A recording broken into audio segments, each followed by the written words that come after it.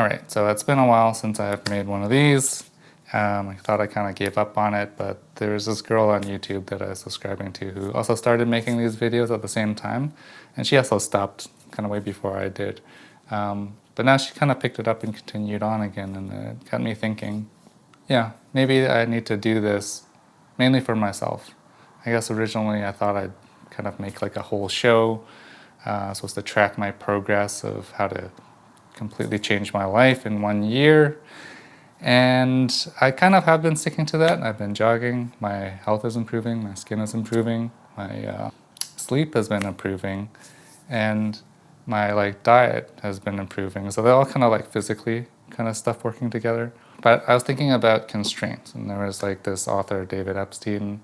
Yeah, it's like this whole systems thing of like what's your bottleneck? Like if you were designing, or there's traffic, city traffic, and there's like a bridge, and actually I live close to a bridge, so I know exactly what that's like. And all the traffic just basically converges there and they can't go anywhere. No matter what you improve, like public transit, lane, carpooling, like you can try as much things as you want. Like the bridge will always be the bottleneck. So the whole idea is like, what is your constraint in life?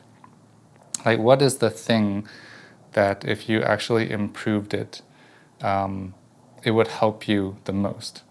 And this author, David Epstein, he gave an example. He started making these videos. I like his books. One was called Range, about generalists, and he has a new one out. And he talked about this swimmer who was like shorter. She worked on, I don't know, like her speed and her technique and stuff. But none of those things like helped her. So she ended up taking this course in like systems engineering or something. And then they talked about these constraints. So she kind of like broke down her training and was like, what is my constraint? What is my bottleneck? And it turns out that it was her strength. Because she's shorter, her reach and her strokes are not as powerful. Like they can't do as much. So she brought it up with her coach and it didn't work out. So she actually got another coach that like actually listened to her and focused on her training, strength training. And then she like won gold in the Olympic relay, not the big story. So I started thinking about like, what is my constraints? And recently I started writing, I guess, about my life, like this memoir project that I've been thinking about for a long time. And I realized that is like my first bottleneck. I guess like my physical health and stress and stuff and, childhood trauma and all that was part of it as well. But I realized that I have a hard time saying what I'm really thinking and what I'm really feeling, even though I feel like I do that better than most people. Because a lot of people, beat around the bush and they would joke or they just like avoid hard feelings or hard topics completely.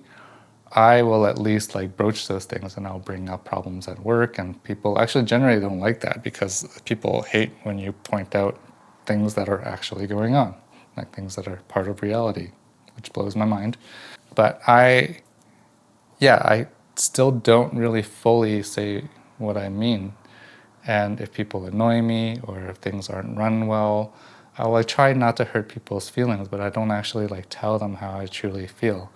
And that feeling of being afraid of talking to people comes from like my family, because everything, was just stuffed in and nobody talked about things. And when there were problems and when things erupted and it became violent and abusive, and people would just kind of pretend it never happened and move on. And that's not exactly healthy because you never know when that's going to happen again. So you're like constantly on alert. I actually think that why like people hate public speaking so much and like public judgment is because of this shit that we all grow up with, or I actually believe a lot of us grow up with, because we like don't know how to really talk about our feelings and our emotions in like a proper way. And we're like not used to feeling hurt and sitting in discomfort and like taking feedback. So I think that's why like I think this is my constraint. So me making these JLOG things and trying to make a show out of it and trying to like get views and get subscribers and aim for monetization and stuff like that, like that's shouldn't even be the goal. Like it should kind of work like my jogging.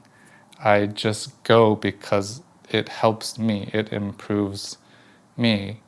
And I've seen the improvements. Like after doing it consistently for months, I like see, like I feel better and I feel like things are, I don't know, like as a system, like things all are connected, right? So they, like it's improved my sleep, it's improved my energy, and it's improved my skin, and that improves my confidence and my posture and all that stuff.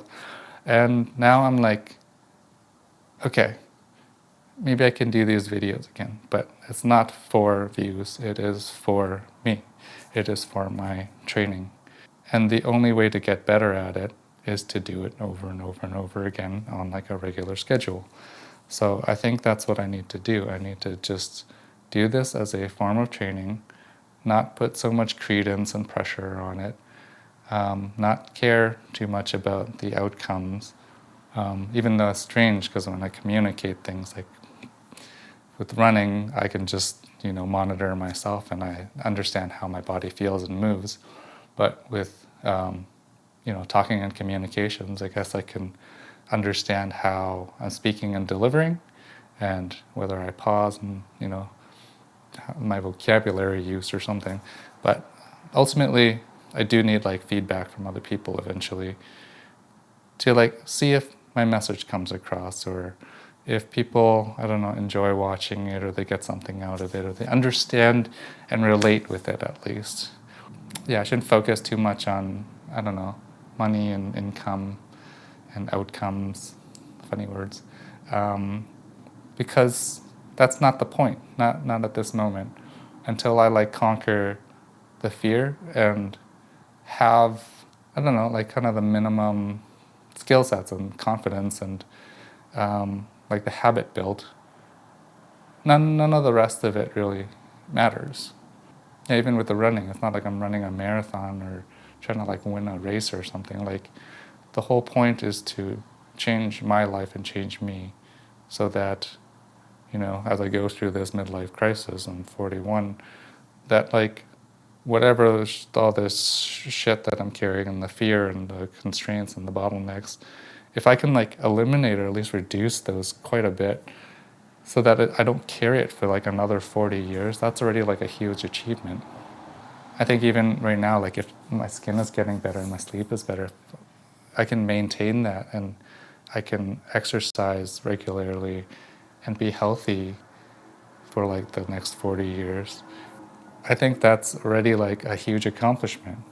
Like we measure success by money and attention a lot of times, but I think to me like that level of self-improvement is already like its own form of success. So yeah, let's hop back on these.